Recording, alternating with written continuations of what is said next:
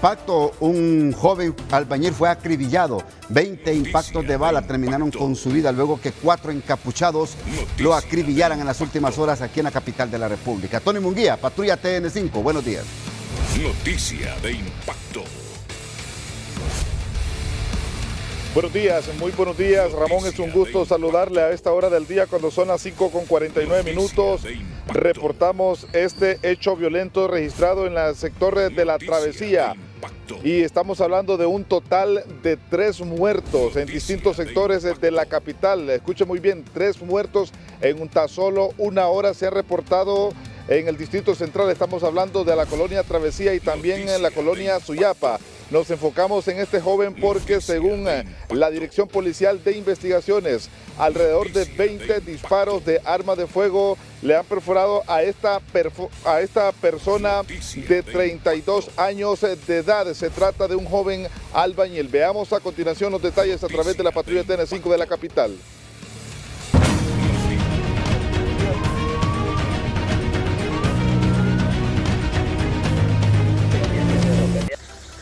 Tío y sobrino perdieron la vida de manera violenta la noche de este martes tras ser atacados a balazos en la colonia Flores de Orientes en Tegucigalpa.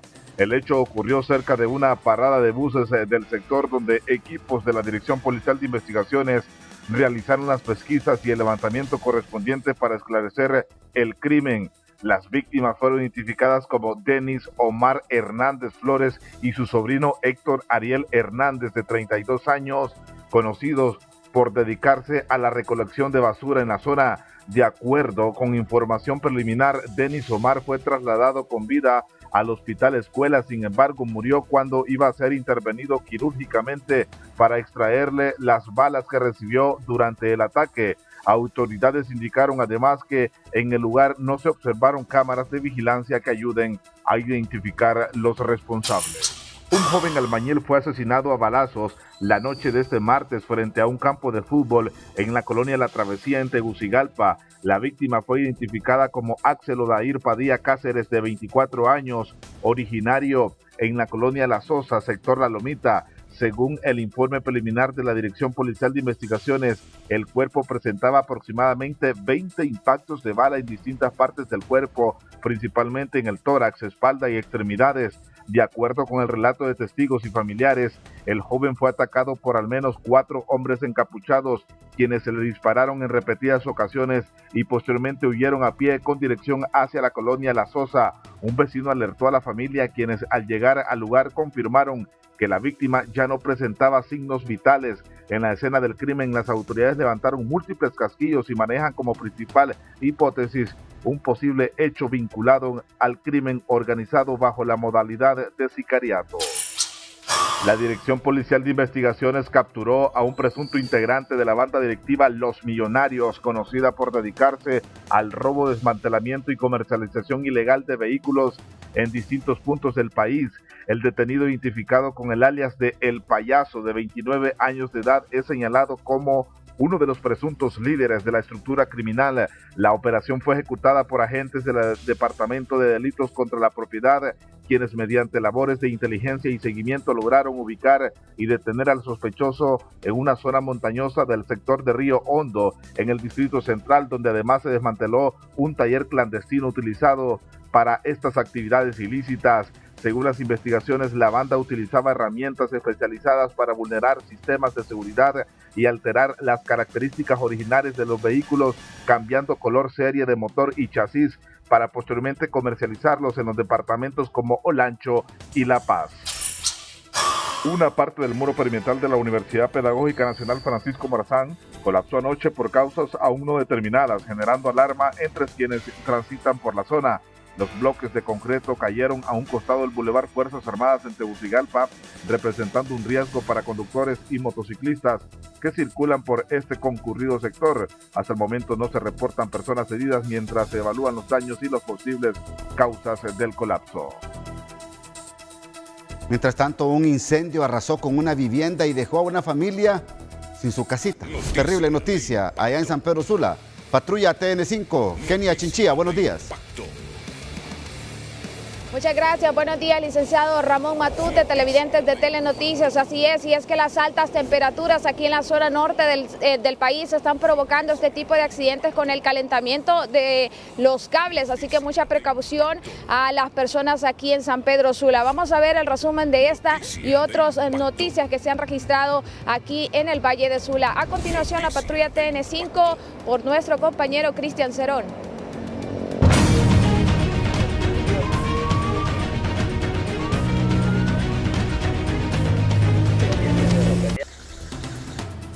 Buenos días. Tristemente, un repentino incendio redujo a cenizas una humilde vivienda familiar en la colonia Nueva Cofradía, dejando prácticamente en la calle a sus propietarios. Milagrosamente nadie resultó quemado, pero los vecinos tuvieron que unir fuerzas para evitar que las llamas se propagaran a los hogares vecinos.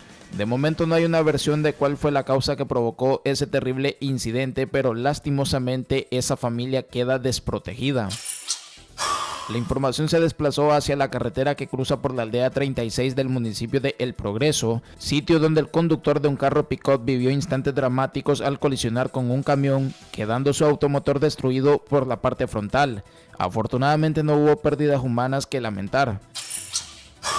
Para finalizar, en horas de la madrugada ingresó un joven motociclista al hospital Mario Catarino Rivas de San Pedro Sula, en una condición de salud muy delicada al sufrir una aparatosa caída en la temible y oscura carretera a San Manuel, siendo el exceso de velocidad lo que casi le causa la muerte, pero que positivamente logró sobrevivir. Hasta aquí el resumen noticioso de la patrulla TN5 en el Valle de Sula. Les ha informado Cristian Cerón. Vamos a la ciudad de La Ceiba. Gustavo Bustillo, patrulla TN5, zona atlántica del país. Buenos días.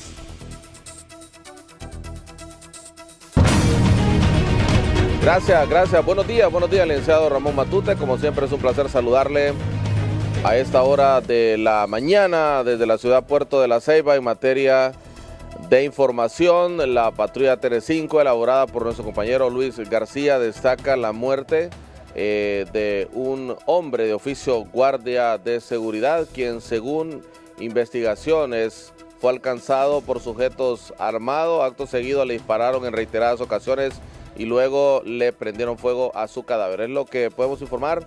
Esto y más, por supuesto, a bordo de la patrulla 35.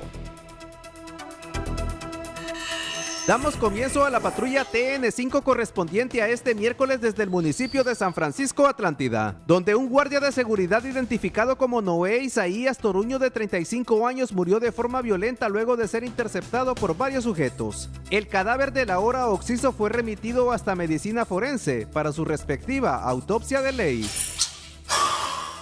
Continuamos en La Ceiba, Atlántida, donde un septuagenario ha sido requerido a la altura de la posta de control Satuyé por la comisión de supuesta violación. El ciudadano en mención mantiene orden de captura vigente por el Tribunal de Tocoa desde el año 2009.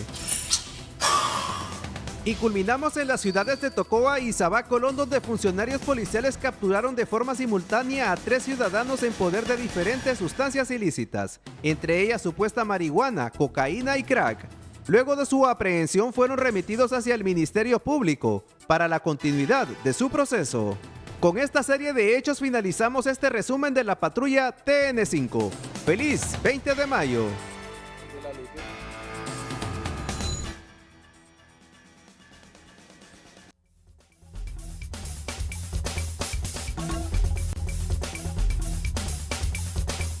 La Guardia Revolucionaria de Irán declaró que en caso de que Estados Unidos o Israel vuelvan a atacar a su país, la guerra se extenderá más allá de la región.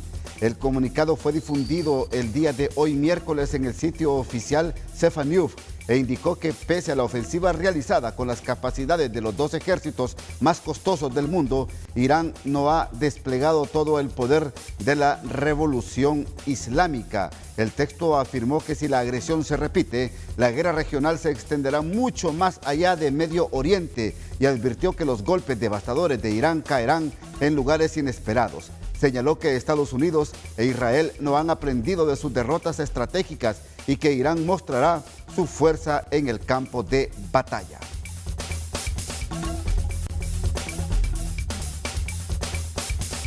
Otra noticia internacional: las plataformas en línea ahora están obligadas por ley a eliminar imágenes íntimas no consensuadas dentro de las 48 horas posteriores a la denuncia, ya que una ley federal que criminaliza la difusión de contenido entró en pleno vigor ayer martes en Estados Unidos. El presidente Donald Trump promulgó el año pasado la ley Take It Down, que hace ilegal publicar en líneas representaciones visuales íntimas no consensuadas, ya sean reales o generadas artificialmente.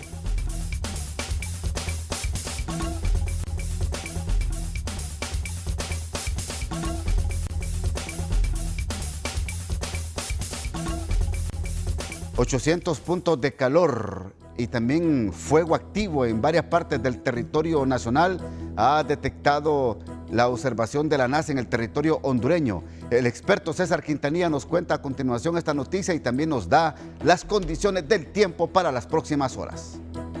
El estado del tiempo es presentado por Óptica Matamoros. Ven con mamá y recibe un 50% en aros oftálmicos y gafas solares. Óptica Matamoros, el placer de ver bien.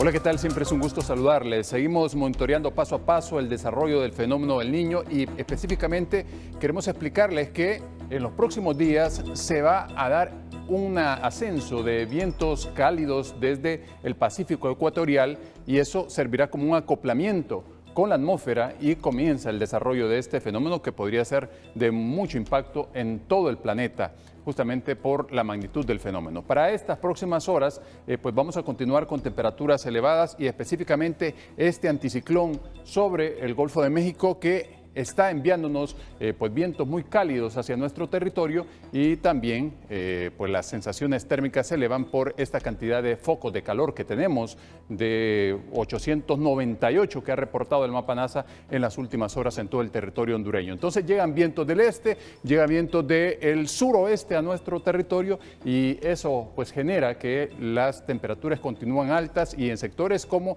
la zona sur del país la anomalía es intensa y las temperaturas no van a bajar de 42 grados Celsius para esta próxima jornada, entre 33 y 35 aquí en el centro, 36 en el Valle de Sula, hasta 37 en el occidente y áreas del oriente con 34, mientras el índice ultravioleta también no da tregua y se mantiene en 13, que es muy peligroso. La condición pues se mantiene seca en todo el territorio hondureño, pero hay dos municipios que tienen posibilidad de algunos chubascos y específicamente vamos al departamento de Cortés, en el sector de Cuyamel, es posible que se produzcan en horas de la tarde chubascos en ese punto específico, en el resto totalmente seco. Y otro punto también en la parte occidental del país es cerca de Nueva Ocotepec, que hay 84% de probabilidades que en horas de la tarde también se generen chubascos allí en la zona fronteriza con Guatemala y El Salvador. En el Trifinio, 2.3 la altura máxima del oleaje en el litoral Caribe y esperamos 1.8, 1.9 a la salida del Golfo de Fonseca. Tome en cuenta ese pronóstico y cuídese mucho, siempre queremos como televidente y no como noticia.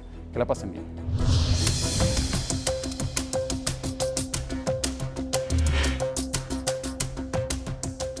Los precios de los combustibles son presentados por Larach y Compañía. Encuentras precios bajos, precios reales para construir.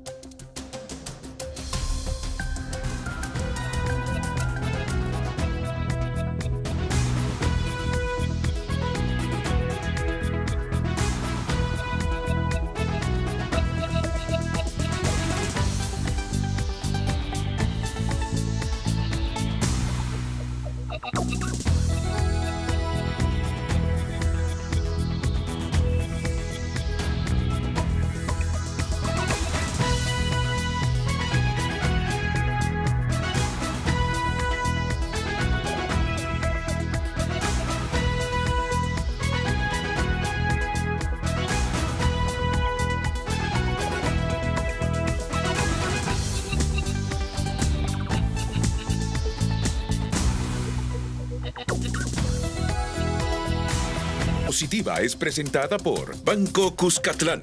Si meter un gol emociona, imagínate incrementar tus ahorros y ganar. Con Sueña y Ahorra de Banco Cuscatlán, puedes ganar uno de los 25 Smart TVs. La Municipalidad de Gracias Lempira inauguró la Casa Refugio Lilian Vargas, un nuevo espacio destinado a brindar apoyo, protección y atención integral a mujeres víctimas de violencia doméstica, ofreciendo un lugar seguro y de esperanza para quienes atraviesan situaciones de riesgo. El centro atenderá a mujeres migrantes, refugiadas y víctimas sobrevivientes de trata de personas, bajo el principio de igualdad y no discriminación establecido en la Constitución de la República.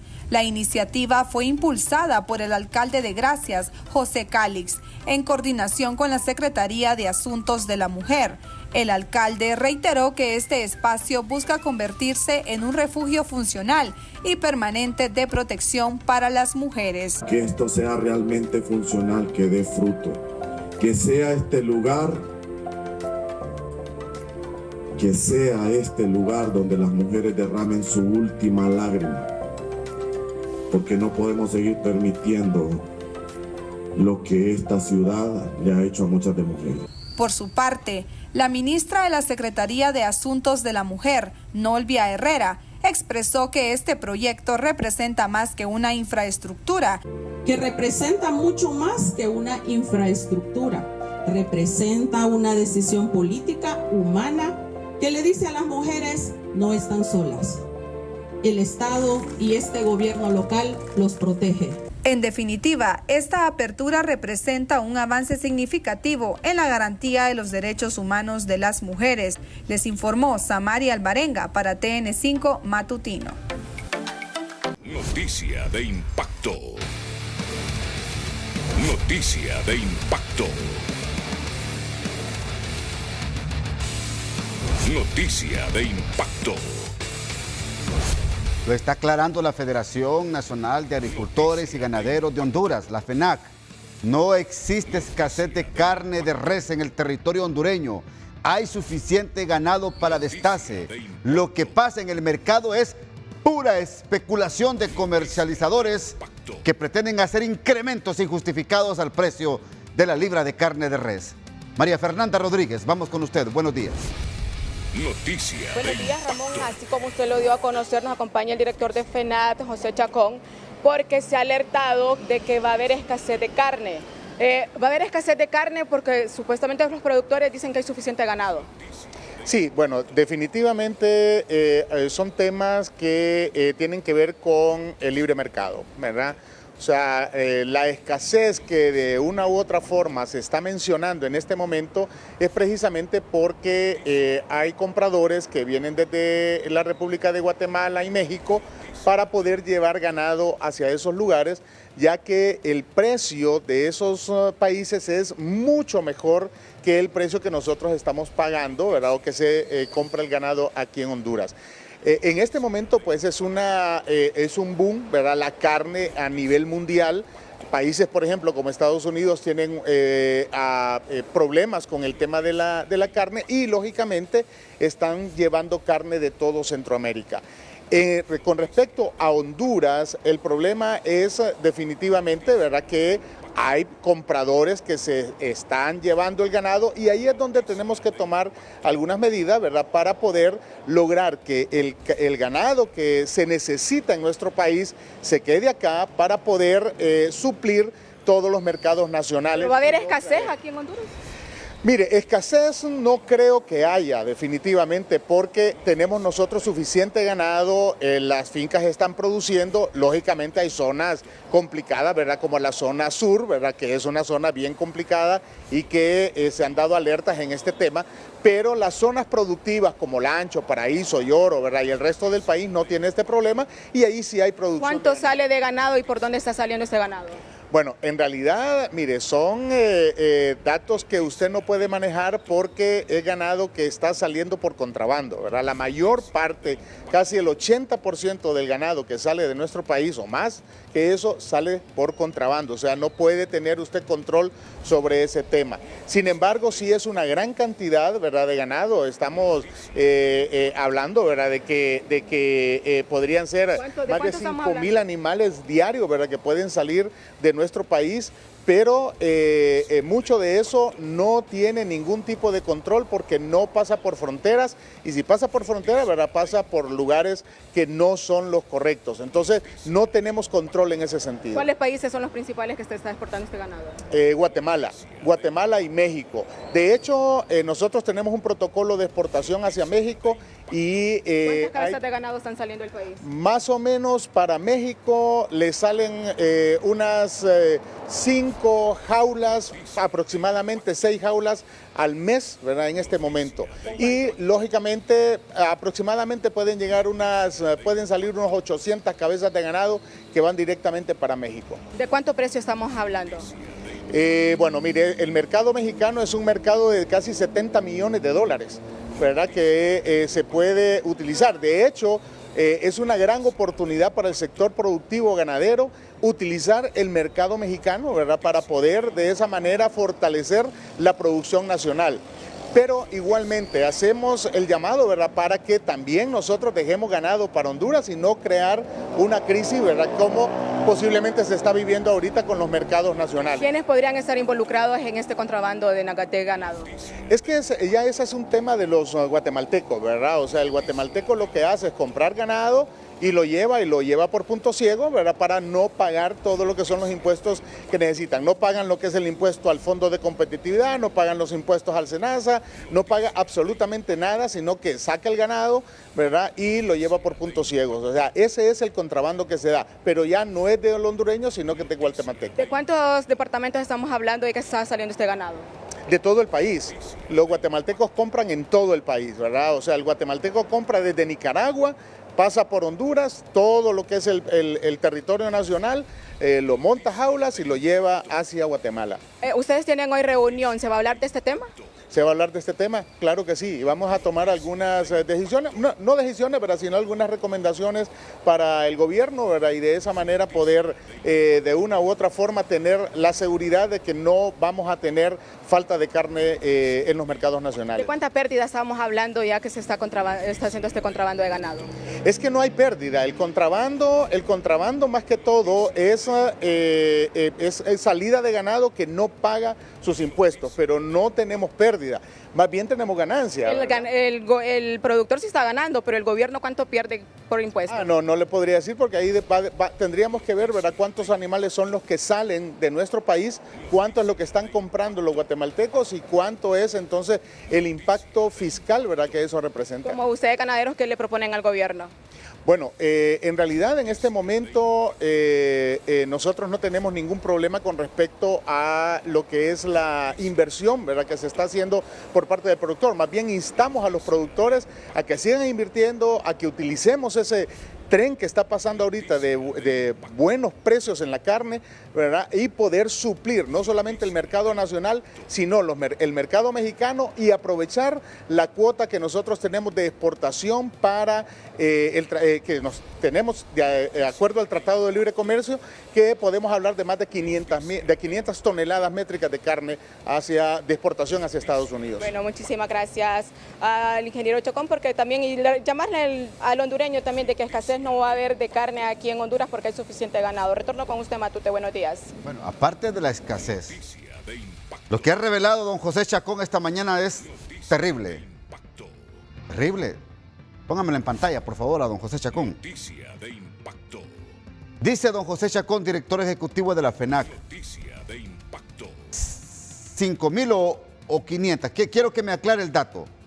La cantidad de ganado que sale por puntos ciegos hacia Guatemala y México. Don José Chacón me sorprende cuando dice que son casi 5,000 cabezas de ganado. ¿Esto es mensual, es diario o es anual? Que sale de manera ilegal por puntos ciegos del territorio hondureño. ¿Qué es lo que sabe FENAC? Sí, bueno, de hecho es un número, ¿verdad?, que nosotros manejamos en el sentido de un aproximado, ¿verdad?, porque puede ser más, puede ser menos, ¿verdad?, porque no hay ningún tipo de control en ese sentido. ¿Pero son cuántos? ¿Son 5,000 cabezas de ganado, don José? Mensual. Eso es mensual. Mensual. Bueno, gracias María Fernanda, muy amable. Gracias don José Chacón. 5,000 cabezas de ganado mensual están saliendo por puntos ciegos hacia Guatemala y México, dice la FENAC. Habrá que fortalecer con la policía de frontera. Habrá que fortalecer la policía de frontera y las aduanas del país y los puntos ciegos.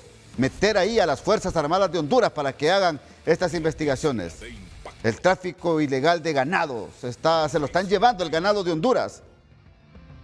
Se lo están llevando de manera ilegal. Danilo Low, usted es el director de protección al consumidor. ¿Hay o no hay incremento al precio de la libra de carne de res en Honduras? Les saludamos, buenos días. Buenos días, un saludo. Bueno, nosotros hemos ido viendo cómo el tema del mercado internacional de la carne de res, al aumento del consumo de los Estados Unidos, ha ido hacia la alta el tema del precio del tajo de res, por lo cual sí hemos ido viendo cómo una semana sí, una semana no, va subiendo el tema del precio del tajo de res a $2 lempiras, que es un producto de la canasta básica. En ese sentido, nosotros la semana pasada ya tuvimos una reunión, ARSA, SENASA, SAC, el Desarrollo Económico a través de Protección al Consumidor, la Alcaldía Municipal y los diferentes mercados de la ciudad capital para ver esa problemática, y ya tenemos pues en espera pendiente una reunión con el director de SENASA para poder ver cómo podemos ir paliando esa problemática, porque no solamente el problema se encuentra en el tema de la demanda internacional, sino que también en algunos permisos de exportación y también algunos en el acarreo de las cabezas de ganado que tienen que parar en algunos puntos del país, y al parecer pues han habido algunas confusiones donde han habido doble transporte, por lo cual el flete aumenta los costos. De esta manera entonces, pues estamos tratando de dar un enfoque holístico a esta solución para tratar de mantener estable los productos puntualmente en el tema del tajo de res. ¿Cuánto aumentó el precio de la libra de carne de res? Depende de las plazas, pero en promedio $2 lempiras. ¿Cuánto? Depende de las plazas, pero en promedio $2 lempiras. 2 lempiras, bueno. 2 lempiras el promedio de incremento al precio de la carne de res. La FENAC dice que no, y que no debe de justificarse porque hay suficiente producción en Honduras. Yo no sé de dónde sacan estos incrementos los comerciantes, Danilo. ¿Qué saben ustedes? Existe mucha especulación, pero también recordemos que en este momento nos encontramos en el fenómeno del Niño, que eso viene también a provocar sequías en el campo hondureño, y también el tema del ganado se transporta en vehículos normalmente que están abiertos, y eso provoca deshidratación en el ganado, por lo cual cuando ya llega a los mercados llega un poco deshidratado, y eso también termina impactando en el rendimiento de las carnes, por lo cual ha sido uno de los factores que también ha estado generando esa problemática. Bueno, me dicen que incrementó también el precio del aceite, tanto en libra como en bote, en los mercados. Sí, el bidón ha aumentado, pero también han habido algunas legumbres que han bajado.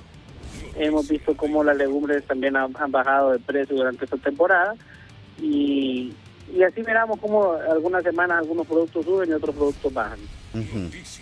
Pero sí aumentó el aceite, Danilo. Ha aumentado el aceite, en el bidón de aceite, es lo que hemos visto reportado. ¿Cuánto aumentó? Dicen que 7 lempiras. Aproximadamente 10 lempiras. 10 lempiras. 10 lempiras. Canasta básica en su totalidad, ¿en cuánto ha aumentado, de acuerdo a la proyección de ustedes?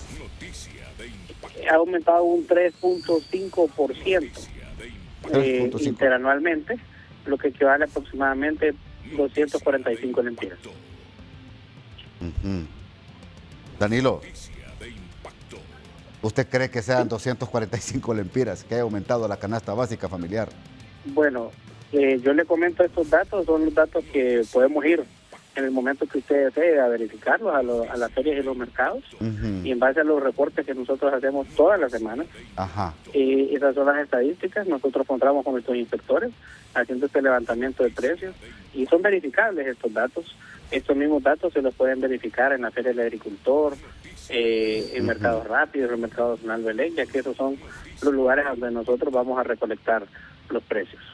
Bueno, 245 lempiras ha aumentado a canasta básica, dice Danilo Low, que representa 3.5% de ajuste, de incremento en los productos básicos de la dieta alimenticia. ¿Granos básicos han aumentado, Danilo? Bueno, hemos visto en los granos básicos estabilidad en el precio. En el tema del frijol, el Lima ya anunció que va a iniciar la compra de la nueva cosecha del frijol. En el tema del frijol hemos visto estabilidad en la libra del frijol. Suele rondar entre los 20 lempiras y los 22 lempiras. En la libra del maíz también hemos visto estabilidad en los precios. Esto también, pues, en colaboración de la SAC junto con los productores del maíz han logrado, pues, la nueva proyección de 1.400.000 de compra de 1.400.000 quintales, lo cual ha venido a mantener estable el precio en esos dos granos básicos. Bueno, gracias Danilo Lou, muy amable por atendernos. Saludos. Vamos a la pausa, ya regresamos. De impacto. Noticia de impacto. ¿Hasta qué nivel de prudencia debe de tener un Estado para poder recibir apoyo de otro Estado en cualquier área? Salud, educación, social, en cualquier área, comercial. ¿Hasta qué punto es permisible? Pero también hasta qué punto es importante mantener soberanía nacional. Lo que pasó ayer en los exbolsones, cuando pretendía la ministra de Educación de El Salvador introducir kits educativos hacia el territorio hondureño, estamos hablando de la ministra de Educación Carla Trigueros de El Salvador, causó muchos comentarios en el país, unos a favor y otros en contra. Pero desde el punto de vista de los analistas y los que interpretan la ley nacional y la ley internacional, ¿qué debió haber sucedido antes de que entraran o quisieran entrar estos camiones cargados con kits educativos? Comienzo con usted, doctora Julieta Castellanos. Gracias por estar con nosotros. Buenos días.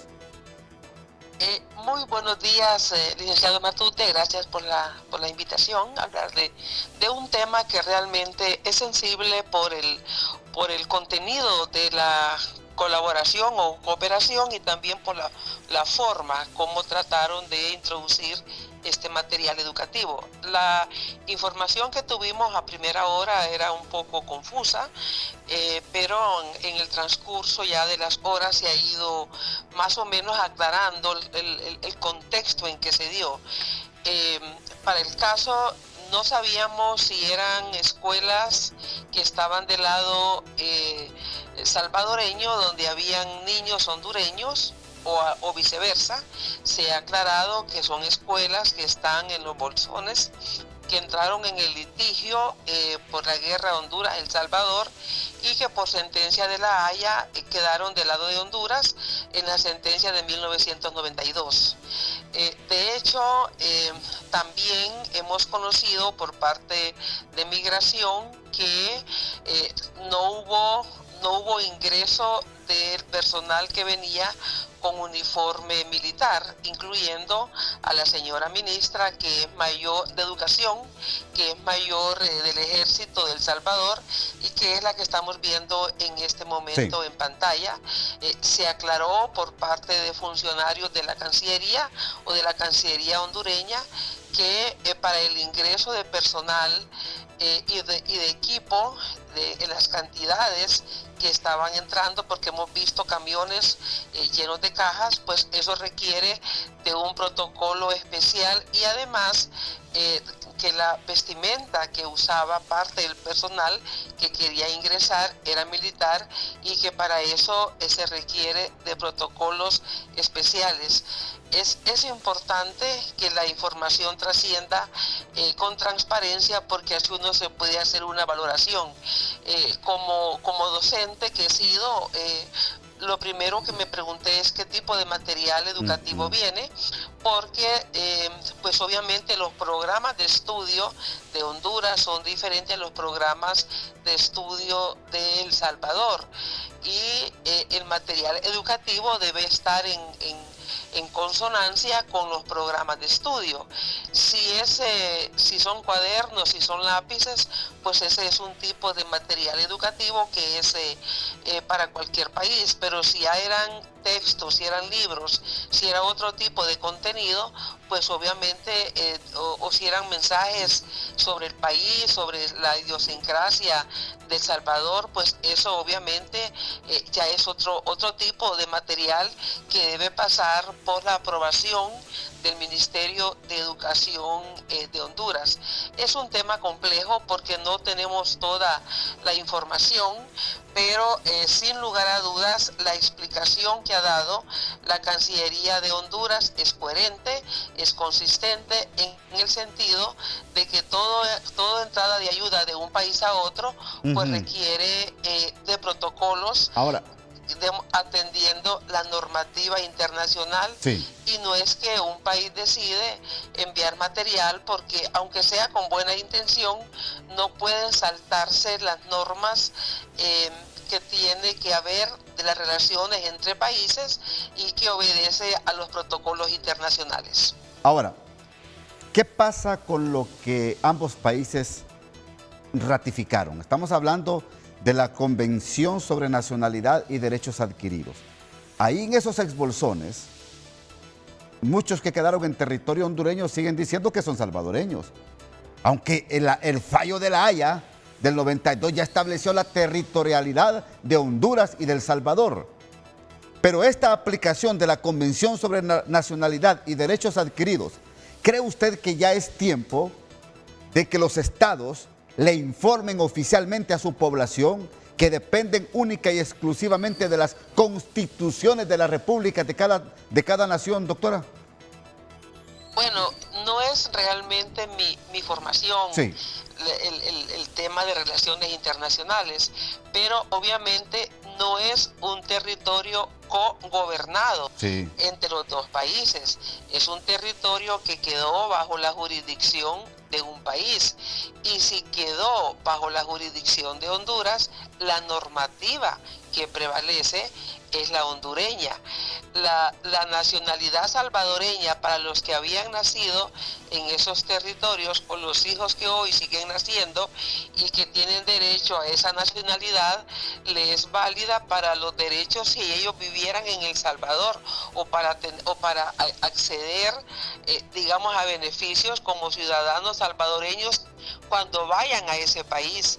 Pero entiendo, y es así, que esos bolsones no son un territorio cogobernado por ambos países. Si ha habido insuficiente información, si ha habido insuficiente coordinación, pues lo que procede es que se avance en ese tema. Pero sin lugar a dudas, al ser un tema sensible, que inclusive hubo una guerra entre países por el problema fronterizo y que entre personal con uniforme militar, eso despierta sensibilidades y malentendidos que no deben de pasar, que no deberían de pasar. El Salvador da las normas y los protocolos de Honduras y los protocolos internacionales. Claro. En todo caso, ese efecto de supremacía que ellos se creen que tienen, pues no les vale para que entren a otro país a la hora y hacer lo que ellos crean conveniente, sobre todo cuando se están tocando temas sensitivos como es el sistema educativo y también el hecho de que ellos hayan tratado de entrar con uniforme militar. Bueno, gracias doctora, muy amable por atendernos. Gracias. Buenos días. Bueno, el mismo Registro Nacional de las Personas. Ya vamos a ver si podemos llamar a Edgardo, por favor, a alguien del Registro Nacional de las Personas. Ha dicho que no existe doble nacionalidad. Los niños que nacieron allá en los exbolsones de Nahuaterique, Dolores, esa zona de Paso Monos, esa zona de la frontera de El Salvador con Honduras en el departamento de Lempira, en el departamento de Intibucay y La Paz, todos esos exbolsones que quedaron en territorio hondureño después del 92, todos los que nacieron ahí son hondureños por nacimiento. No existe doble nacionalidad. A propósito, general en retiro, Tito Livio Moreno, gracias por estar con nosotros aquí en TN5 Matutino. Usted fue, aparte de que fue jefe de las Fuerzas Armadas, fue comandante del 10º Batallón de Infantería, ubicado ahí en Marcala, departamento de La Paz. Cuéntele a Honduras, por favor, y al mundo, cómo se desarrollan este tipo de actividades ahí en la zona fronteriza. Buenos días. ¿Y cómo lo percibe usted? ¿Cómo observó todo este comportamiento ayer? Buenos días. Buenos días, licenciado Ramón Matute. Muy buenos días a todo el pueblo hondureño. Sí, bueno, este es un tema, como expresaba la exrectora, muy sensible. Sin embargo, las relaciones entre los estados las rige el derecho internacional. Y si un país ingresa o distribuye material educativo en otro país sin los permisos, autorizaciones o coordinación diplomática, generalmente puede considerarse como una intromisión en asuntos internos o una violación de la soberanía del Estado, en este caso del Estado de Honduras. El derecho internacional que regula estas relaciones establece dos principios fundamentales, que es el principio de soberanía estatal y el principio de no intervención, ambos reconocidos por el derecho internacional, inclusive en la Carta de las Naciones Unidas. Un Estado tiene derecho, dentro de su territorio, al sistema educativo, a regular el ingreso de funcionarios extranjeros, a actividades públicas y a la distribución de materiales. Es facultad del Estado controlar y tener esos principios bien claros. En el artículo 2 de la Carta de la Naciones establece que ningún Estado debe intervenir en asuntos internos de otro Estado. Eso incluye presión política, propaganda estatal, actividades oficiales no autorizadas, que es lo que compete en este caso, o acciones que busquen influir en políticas internas. En este sentido, creo que el derecho internacional es bien claro, y todo esto se pudo haber evitado si el gobierno de El Salvador hubiera realizado las coordinaciones con el gobierno de Honduras a través de convenios bilaterales, a través de memorandos de entendimiento, autorizaciones ministeriales o coordinaciones vía Cancillería. Ninguna de estas cosas se hizo. Y yo no creo que una persona con el rango de ministra desconozca lo que el derecho internacional regula. Es una situación que se presentó que no debió presentarse. Esos son territorios hondureños, está la frontera muy clara, se ha hecho trabajos de delimitación, de demarcación inclusive, para evitar, y no sigamos hablando, creo, licenciado, en términos de expulsiones, hubo un fallo en 1992, y ese fallo reconoció que esos territorios son hondureños, y hasta ahí nomás, son hondureños, y no hay que hablar de otro tipo de figuras, porque son territorios reconocidos como parte de la totalidad del territorio hondureño. Ahora, y las personas que viven ahí deben de regularse, que están en el territorio hondureño, de regularse a la legislación hondureña. Usted en su momento cuando fue, general, usted en su momento cuando fue comandante del 10º Batallón de Infantería, inclusive tuvo algún tipo de obstáculo en algunas labores sociales ahí en la zona fronteriza con El Salvador. Sí, mire, yo les haría la pregunta, ¿permitiría El Salvador que Honduras hiciera eso que ellos querían hacer? Le apuesto que no, le aseguro que no. Y yo lo viví. Mire, nosotros dentro de las Fuerzas Armadas siguen haciendo las Fuerzas Armadas una acción social que se llama Brigadas Médicas. Y en su momento, en estas comunidades de Pasamonos y otras aledañas, en el zancudo, el alumbrador, sí. Sí, los habitantes, pues, cuando miran este tipo de actividades, ellos buscan la atención médica. Son lugares aislados. Y El Salvador siempre ha mantenido una posición de oponerse a que Honduras pueda hacer cualquier actividad social en sus ciudadanos y en su territorio.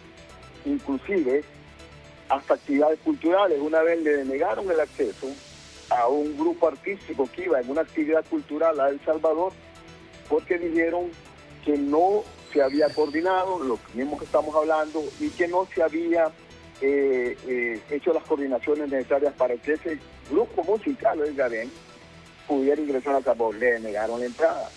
Entonces no veo como algo tan sensible como es distribuir material educativo, que no sabemos, como dijo la rectora, qué contenidos tenía, y si tenían equipos tecnológicos como computadoras o tablets, también qué programas traen. Recuerde que en algunos textos de El Salvador mencionan partes del territorio hondureño como que son de ellos. Y eso puede influir en estos ciudadanos a quien querían distribuir estos materiales. Por eso es que el Ministerio de Educación tenía que ver, en todo caso, a través de una coordinación previa, qué es lo que se iba a distribuir. Bueno. Creo que esto se pudo haber evitado si siguieran los procedimientos que el derecho internacional ya establece. Para concluir, General Tito Livio Moreno, ya es necesario que se pongan de acuerdo, cree usted, ambos países, porque mire, ahí también hay que ser honestos, ahí hay un olvido total también en estas comunidades del gobierno de Honduras. Y no es que estoy justificando yo absolutamente nada, porque el territorio hondureño es nuestro y la soberanía tiene que respetarse desde todo punto de vista, pero que también atiendan los gobiernos las necesidades de las personas que viven en la zona fronteriza. Y usted muy bien lo vivió cuando estuvo en la comandancia del 10º Batallón de Infantería allá en Marcala. Hay tanta necesidad de educación, de salud, de infraestructura carretera, de proyectos de letrina, de agua potable, de electrificación, de vivienda en esa zona, que yo creo que también ya es necesario una intervención total del Estado de Honduras a favor de estas comunidades. Le doy un minuto, general.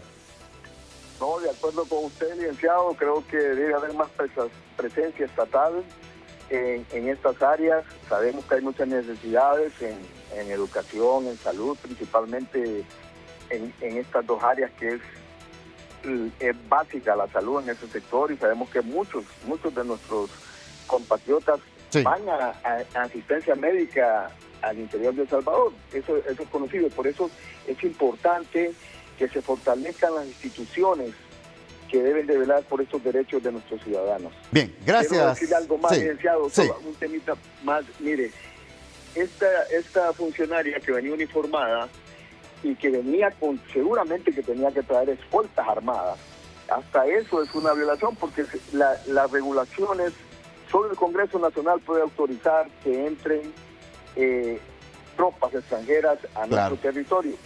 Y en casos excepcionales, las cancillerías autorizan cuando son armas cortas, normalmente, y que vienen de seguridad de estos funcionarios. Sí, pero debe coordinarse con anticipación. Y ese es otro tema importante que resalta por qué este proceso que querían hacer no era correcto o no es correcto. Gracias, general en retiro Tito Livio Moreno, ex jefe de las Fuerzas Armadas de Honduras. Vamos a la pausa, ya regresamos en el matutino. La noticia económica es presentada por Seguros Equidad. Estas vacaciones viaja tranquilo con Seguros Equidad. Además, participa por viajes a Roatán y más de 230 premios. Seguros Equidad. Ante un contexto internacional adverso que ha impactado en la actividad económica del país, el Banco Central de Honduras, basado en sus análisis técnicos y con el objetivo de contribuir al desarrollo de la producción nacional y fortalecer el mercado cambiario hondureño, aprobó el plan para flexibilizar el acceso a la divisa. El plan comenzó con una serie de medidas de primera generación implementadas a partir del 25 de febrero del año 2026, orientadas a reducir costos y cargas operativas a los participantes en la subasta de divisas, entre otras. Los resultados han sido positivos y tangibles, logrando una disminución significativa de los montos rechazados, moderados de la demanda de divisas y menor volatilidad y las fluctuaciones del tipo de cambio de referencia, contribuyendo a fortalecer la eficiencia del esquema cambiario y simplificando la participación de los demandantes en el mercado. Impacto. Noticia de impacto. Noticia de impacto. Noticia de impacto. Noticia de impacto. Mucha atención a esta noticia de impacto. Está pasando en la isla Santos Guardiola, cuando la Policía Nacional está interviniendo ante esta problemática de invasión de tierras allá en este sector insular del país. Recuerde que ayer se presentó la denuncia que estaba en peligro inversión de personas de Checoslovaquia, de la República Checa, de Canadá y también de otras nacionalidades. Vamos en vivo, Isaac Calix, contigo. Buenos días.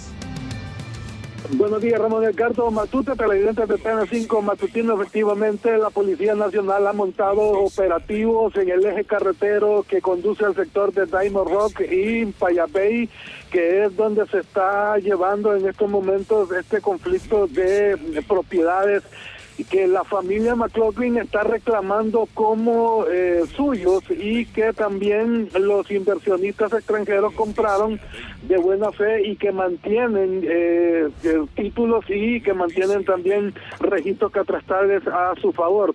Sin embargo, la policía llegó ayer hasta el lugar donde se encuentra el conflicto, el eje del conflicto. Dialogó con el representante de la República Checa y también logró dialogar con la familia McLaughlin. Sin embargo, lo único punto que se pudo llegar, Ramón, es respetar la integridad física de los extranjeros, los de la República Checa, los eslovacos, los canadienses y los norteamericanos, que son los que tienen propiedades en este sector.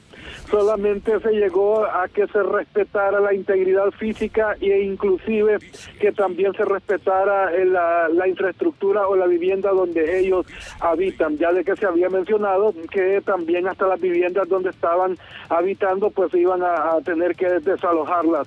Sin embargo, el jefe de la policía, Lisandro Muñoz, ha dejado muy claro ante la familia McLaughlin y también a los representantes de la República Checa que hay un marco de respeto mientras este problema se disuelve en un juzgado o en un tribunal para poder resolver este conflicto de propiedades.